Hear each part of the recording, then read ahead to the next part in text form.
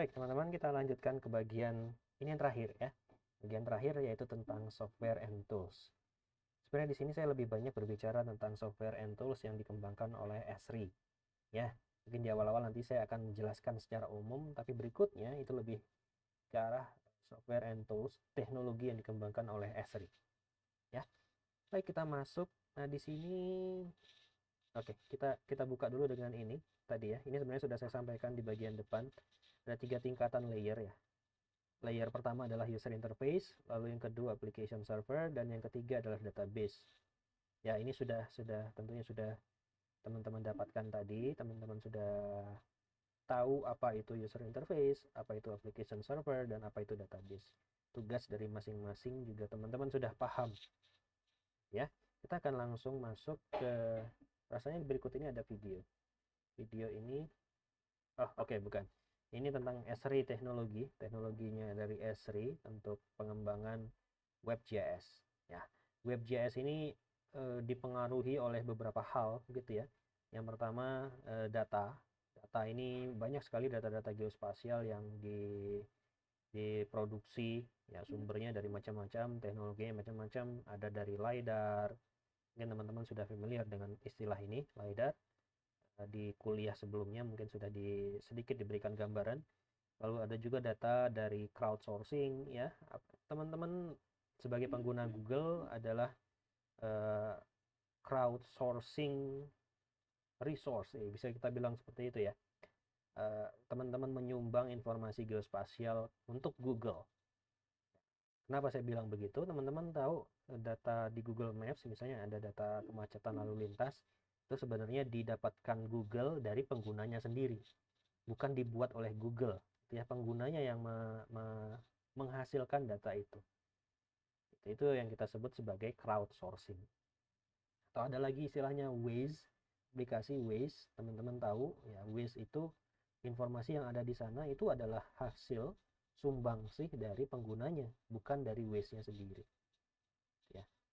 Ada lagi data dari drone. Nanti kita akan belajar drone ya. Ada data dari data-data penelitian, data-data dari survei, data real time misalnya dari pengukuran gitu ya. Pengukuran dengan menggunakan sensor misalnya, atau data-data remote sensing misalnya dengan menggunakan satelit. UAV ini sama sebenarnya dengan drone ya, UAV. Nah, mungkin drone ini lebih umum ya, lebih umum karena di dalamnya ada juga ROV yang beroperasi di bawah air. Itu juga kita sebut sebagai drone. Kalau UAV ini lebih ke aerial ya, yang terbang di udara ya. Ada juga data GPS, ada juga data sosial media. Ya, data sosial media misalnya teman-teman aktif di Facebook misalnya. Data Facebook itu kita sering tag lokasi misalnya ke foto kita. Ya, sering ya teman-teman lakukan itu ya. Ada foto kemudian kita tag ini lokasinya di sini, atau update status lokasi kita ada di sini. Itu adalah data spasial yang bersumber dari sosial media. Ya, seluruh user Facebook di seluruh dunia semuanya itu akan apa ya? Memberikan sumbangsi berupa data geospasial informasi mereka. Itu big data kita sebutnya. Facebook mengumpulkan itu. Ya, mereka olah untuk apapun kita nggak tahu. Ya, misalnya untuk iklan misalnya, gitu ya. Karena iklan itu kan tertarget ya. Iklan yang ada di Facebook atau iklan yang ada di YouTube itu tertarget. Kita yang ada di Indonesia, maka iklan yang akan diberikan juga iklan dari Indonesia.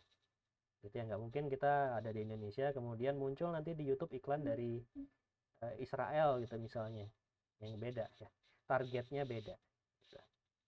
Maka informasi geospasial ini menjadi bernilai gitu di sini. Lalu terkait dengan application, di sini kita ingin adanya kolaboratif ya, kita ingin berkolaborasi dengan banyak pihak seperti itu, maka kita butuh WebJS.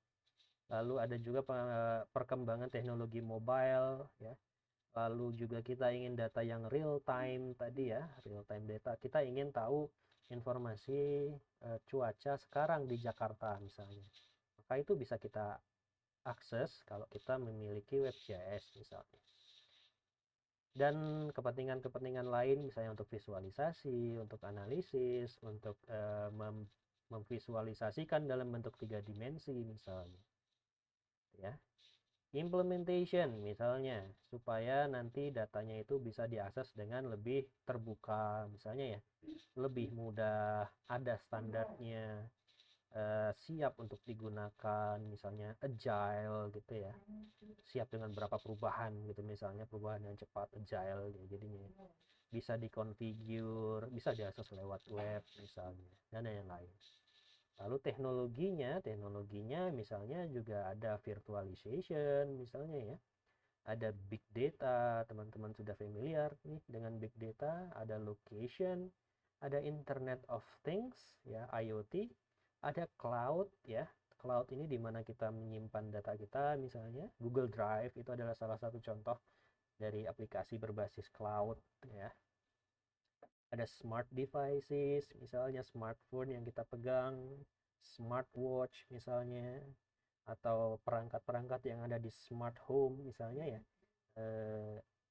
yang bisa dikontrol dari jarak jauh ya, itu smart devices. Lalu ada distributed processing ya, processing selama ini yang kita lakukan hanya di komputer kita saja ya, jadi resource yang digunakan adalah yang ada di komputer kita saja, CPU-nya, RAM-nya misalnya ya, itu hanya yang ada di kita saja. Kita bisa sebenarnya lakukan processingnya itu secara distributed, dibagi-bagi, gotong royong gitu istilahnya kalau kita ya.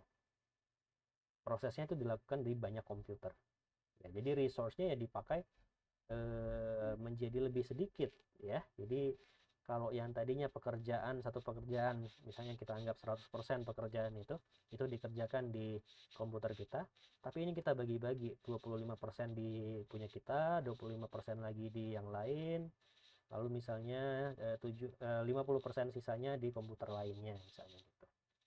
Jadi load-nya itu akan terbagi ya, itu bisa dilakukan. Lalu consumerization and then faster computing. Ini tuntutan user ya, seperti ini teknologinya. Nah, ini yang akan berpengaruh terhadap pengembangan WebGIS. Nah, Esri sudah mengembangkan teknologinya yang memenuhi semua aspek tadi, gitu ya. Ini yang kita kenal kemudian sebagai portal, salah satunya ya. Portal itu apa? Portal adalah teknologi yang dikembangkan oleh Esri, yaitu komponen esensial dari modern GIS. Ya, yang misalnya kalau yang di kita ini adalah portal dari Esri yang ada di IPB.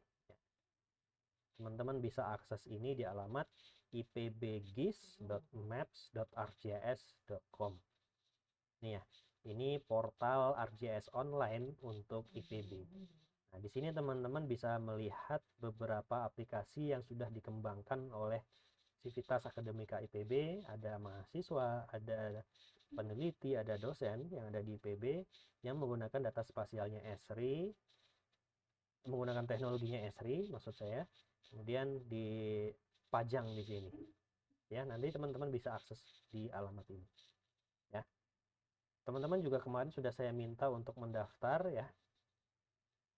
Dan sudah saya invite semuanya teman-teman, harusnya teman-teman bisa login ke sini dan nanti juga teman-teman bisa membuat sebuah aplikasi di sini. Nanti ya di pertemuan berikutnya, 2 pertemuan berikutnya kita akan belajar bagaimana membuat sebuah WebGIS dengan menggunakan teknologinya Esri. Ya, di 2 praktikum di 2 pertemuan berikutnya, ya. Baik, berikutnya kalau tidak salah ada video. Oh, belum. Oke, masih pengantar dulu ya, nanti ada video. What is ArcGIS Online? Nah, ini ArcGIS Online.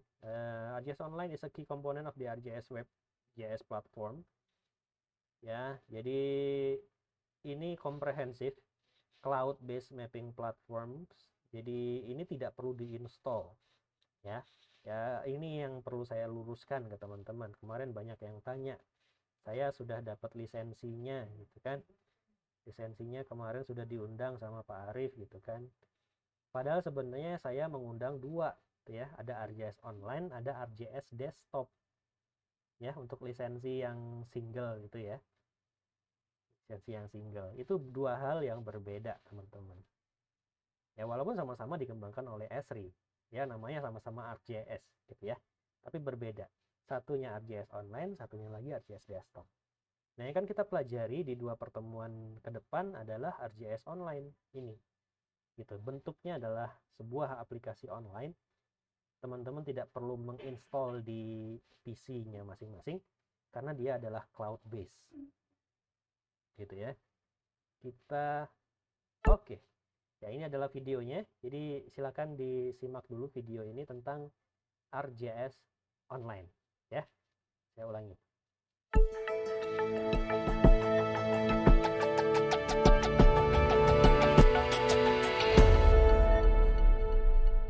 ArcGIS Online is a cloud-based mapping and analysis solution where you can find a collection of geographic information from around the world or make your own maps and 3D scenes. Use ArcGIS Online to share your data and other types of content with the community and organize collections of content into groups to collaborate with others on a project. Search and browse to find content from your organization, Esri, or other organizations. You can also mark items as favorites to find them again later. Search from thousands of items, and then sort and filter your results to drill down to your most important information. In this example, we'll filter search results using categories that have been enabled by the organization. We want to find boundaries and focus on environmental data. We can also add our items to ArcGIS. You can add files from your computer, such as spreadsheets, reference layers from the web as KML, and also pull in data from your web and mobile apps. Anything you add can be shared with everyone, with just your organization, or only with groups you belong to. ArcGIS Online has plenty of resources to help you get started. Check out the help, videos, hands-on lessons, training courses, and blogs and forums. Start now to get answers to spatial questions and share your results to tell compelling stories.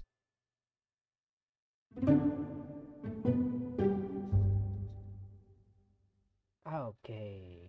Ya, itu teman-teman ya. Di pengantar tentang ArcGIS Online. Apa itu ArcGIS Online? ArcGIS Online seperti yang tadi disampaikan adalah sebuah perangkat lunak berbasis web ya yang bisa diakses melalui browser. Di sana teman-teman bisa membuat sebuah peta dengan menggunakan data geospasial yang tersedia yang dibagikan oleh banyak orang sedunia. Semua orang, semua pengguna Esri sedunia itu bisa membagikan datanya melalui ArcGIS Online. Dan itu bisa digunakan oleh banyak orang juga. Gitu ya. Jadi konsepnya sebenarnya mendukung tadi yang kita pelajari di awal tentang distributed GIS.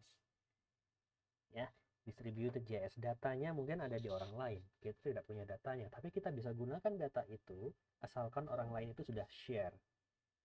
Ya, share-nya nggak perlu pakai flash disk, nggak perlu pakai hard disk atau dikirim lewat email, dikirim lewat WhatsApp, tidak perlu.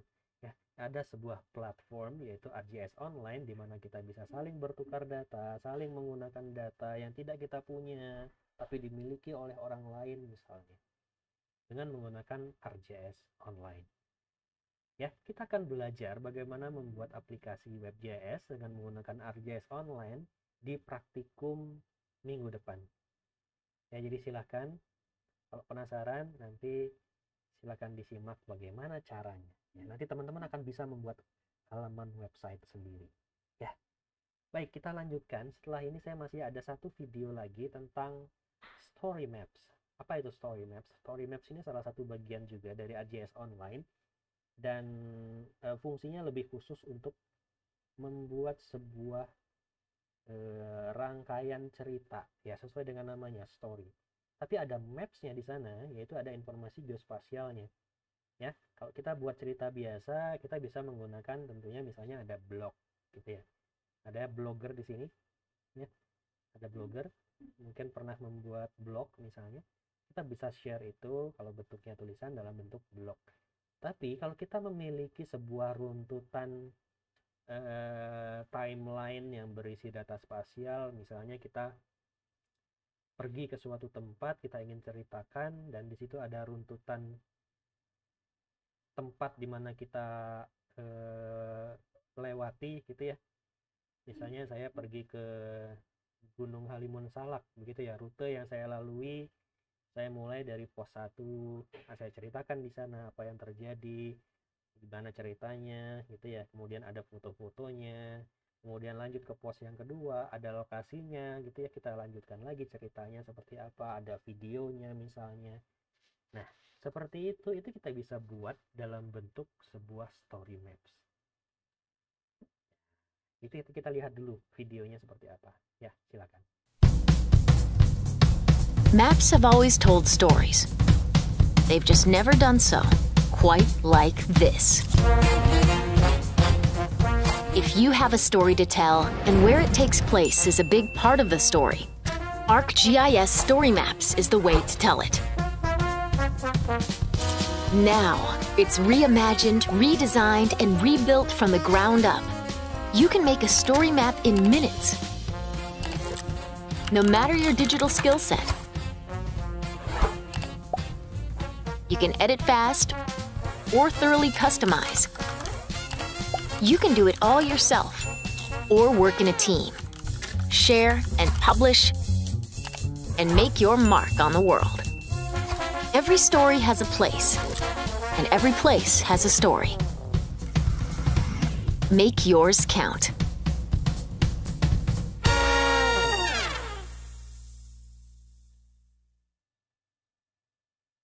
Oke, baik. Itu tentang ArcGIS Story Maps. Ya, teman-teman bisa share banyak sekali video, foto gitu ya dalam bentuk sebuah halaman web, dan di situ ada runtutan lokasinya tadi ya. Seperti yang dibilang di akhir gitu ya. Every place has stories and every stories has place gitu ya. Jadi setiap lokasi itu punya cerita dan setiap cerita itu ada lokasinya. Ya, makanya kita bisa buat itu dalam sebuah story maps ya. Nanti kita belajar itu juga. Ya, menarik ya teman-teman ya. Gimana kita bisa share? Teman-teman pastinya kalau saya kurang tahu ya kalau teman-teman kondisinya sekarang dalam kondisi pandemi seperti ini mungkin agak sulit traveling ya. Misalnya teman-teman pernah traveling sebelumnya, teman-teman punya dokumentasinya, tahu jalurnya seperti apa saja yang dilalui, ada ceritanya, teman-teman bisa tuangkan itu dalam bentuk story maps. Ya, nanti kita akan tugaskan teman-teman untuk membuat story maps. Kita lihat cerita dari teman-teman, ya. Nah, ini adalah contoh dari sebuah apps WebGIS yang dikembangkan menggunakan platformnya ArcGIS Online. Ada yang familiar dengan ini? Nah, mungkin semuanya familiar dengan ini. Kalau yang sering nonton berita. Kalau yang jarang nonton berita mungkin asing, ini apa ini peta ini gitu ya. Ini adalah peta yang waktu itu muncul di awal-awal merebaknya virus corona. Ya, ini dikembangkan oleh John Hopkins CSSI ya di Amerika Serikat. Awalnya ini adalah sebuah tugas kuliah kalau tidak salah. Ini sebuah tugas kuliah yang dikembangkan oleh mahasiswa menggunakan data global gitu ya, menggunakan platformnya ArcGIS Online. Tapi kemudian ini menjadi viral karena memang data yang disajikan ini data penting gitu ya. Data kasus coronavirus terkonfirmasi di seluruh dunia nih. Di data seluruh dunia ada disajikan di sini. Ini kemudian viral dan banyak digunakan oleh banyak pihak di seluruh dunia untuk memantau perkembangan kasus coronavirus pada saat itu di awal-awal. Ya kalau sekarang mungkin orang sudah mulai meninggalkan ini. Ya sudah beralih ke yang lainnya. Ini dikembangkan dengan menggunakan ArcGIS Operation Dashboard. Salah satu bagian dari ArcGIS Online juga. Ya. Lalu contoh yang lain di sini aplikasi yang ada di kita ada CCTV Jakarta. Di sini kita bisa memantau CCTV di seluruh Jakarta. Ini juga dikembangkan dengan ArcGIS Online. Tuh.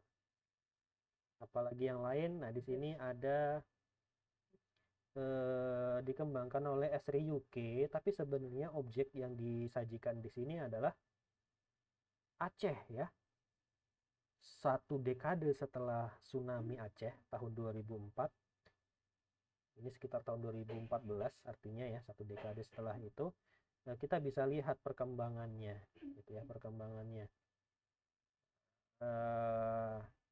ini pada saat tsunami ya, pada saat tsunami semua terdampak seperti ini. Kemudian 1 dekade berikutnya dia terjadi redevelopment dari daerah ini. Ya, apa yang dipulihkan di sini kita lihat ya, area di sini sudah mulai pulih, kehidupannya sudah terlihat ya, dibandingkan dengan pada saat terjadinya tsunami di sini sama sekali tidak terlihat adanya kehidupan. Ini juga aplikasi ini bisa teman-teman kembangkan semacam ini ya, dikembangkan dengan menggunakan ArcGIS Online. Menarik ya, jadi ArcGIS Online ini kita bisa sajikan informasi spasial seperti ini secara interaktif. Ya, lihat di sini ada informasi tambahan yang bisa kita berikan gitu ya. Dan tentu saja ada petanya, peta yang bisa kita sajikan secara interaktif. Nah, ini yang menggeser-geser ini adalah user sendiri ya, sesuai dengan keinginan user. Dia ingin melihat daerah mana nih yang before dan afternya gitu. Itu dilakukan oleh user sendiri. Ya, ini menarik seperti ini. Lalu berikutnya ini aplikasi yang dikembangkan oleh IPB, juga menggunakan ArcGIS Online juga, ArcGIS Operation Dashboard, untuk memantau ketersediaan data satelit 8 IPB ya. 8 IPB datanya tersedia, kemudian kita bisa pantau ketersediaan data, coverage datanya seperti ini. Lalu kita juga bisa mendownload datanya seperti itu ya. Ini bisa teman-teman akses di alamat ini, lisat.ipb.ac.id. Nanti akan dapat data tampilan seperti ini, kemudian bisa teman-teman browse berdasarkan provinsi, berdasarkan tanggal akuisisi datanya, lalu bisa di-download datanya seperti itu. Ya, ini juga dikembangkan dengan ArcGIS Online. Apalagi contohnya, nah di sini salah satu contoh aplikasi juga WebGIS yang dikembangkan dengan Story Maps ya. Dengan Story Maps ini adalah aplikasi Tourism Information Center untuk coastal. Ini dikembangkan oleh salah satu mahasiswa S2 pada saat itu. Dengan informasi dengan aplikasi ini kita bisa menentukan lokasi yang sesuai pada saat kita ingin berkunjung ke sebuah pantai di selatan Jawa berdasarkan preferensi keinginan kita. Misalnya kita ingin pantai yang cocok untuk surfing ya, atau berselancar, itu di mana sih? Atau pantai yang di sana tersedia hotel gitu misalnya, itu pantai mana saja? Nah, ini menjadi salah satu tools gitu ya yang bisa digunakan. Lalu ini yang terbaru, ini adalah ekosistem. Ekosistem ini nama aplikasinya ya. Ekosistem adalah Land Use and Land Cover Change Monitoring System. Aplikasi ini adalah hasil kolaborasi antara Laboratorium ALGM, KSHE IPB, dengan UNDP, salah satu lembaga PBB. Ya, aplikasi ini juga dikembangkan dengan menggunakan platformnya Esri. Tuh, ya, teman-teman bisa akses ini di alamat, ada nggak ya? Nanti saya berikan di chat saja ya, kalau teman-teman tertarik mengakses alamat ini, mengakses website ini, teman-teman bisa akses lewat alamat yang saya berikan. Baik, itu semua aplikasi yang dikembangkan oleh Esri. Ya, yang kita tahu Esri itu berbayar. Nah, bagaimana dengan aplikasi yang lain, platform yang lain? Ya, teman-teman bisa mencoba open source. Open source itu apa? Open source ini aplikasi yang dikembangkan secara terbuka, kodenya terbuka, bisa diakses oleh siapa saja, bisa dikembangkan oleh siapa saja, bisa dimodifikasi dengan bebas, dan gratis. Yaitu prinsip dari open source. Nah, untuk aplikasi yang dikembangkan untuk geospasial, yang open source juga banyak sebenarnya. Ya, kalau yang tadi kan berbayar ya, ArcGIS itu berbayar, tapi ada juga yang gratis. Apa saja yang gratis? Contohnya di sini ada Leaflet, ya, ada PostGIS, gitu ya, ada Mapfish, GeoServer, OpenLayers, dan lain-lain. Ini semuanya gratis. Hanya memang kalau yang gratis kan belum tentu memudahkan ya. Biasanya kalau yang berbayar itu sudah mudah, semuanya tinggal digunakan saja. Seperti yang tadi ArcGIS itu tinggal gunakan saja. Nah, kalau yang open source seperti ini biasanya kita harus punya skill khusus, kita harus menggabungkan beberapa aplikasi gitu ya. Nah, misalnya leaflet ini fungsinya hanya untuk menampilkan petanya saja gitu ya. Lalu open layer sama ya seperti leaflet. Lalu map server, nah map server ini fungsinya untuk menyajikan datanya gitu. Ini sebenarnya dua hal yang berbeda, dua lapis yang berbeda gitu ya.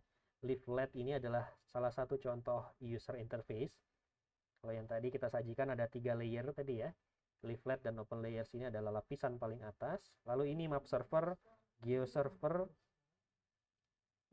Mapfish juga sama, GeoNode juga sama. Ini adalah salah satu contoh servernya. Nah, sedangkan PostGIS ini pada lapisan paling bawah, yaitu database. Ya, selain PostGIS juga sebenarnya ada lagi yang lain, yang open source ya. Baik, itu saja mungkin dari saya, dan ini menjadi penutup rangkaian kuliah pada materi hari ini. Ada 4 bagian yang sudah kita pelajari. Jika ada yang ingin didiskusikan, silahkan tanyakan melalui grup saja ya. Nanti akan saya coba jawab. Dan jangan lupa ada kata misteri yang harus teman-teman temukan di antara apa yang saya sampaikan tadi.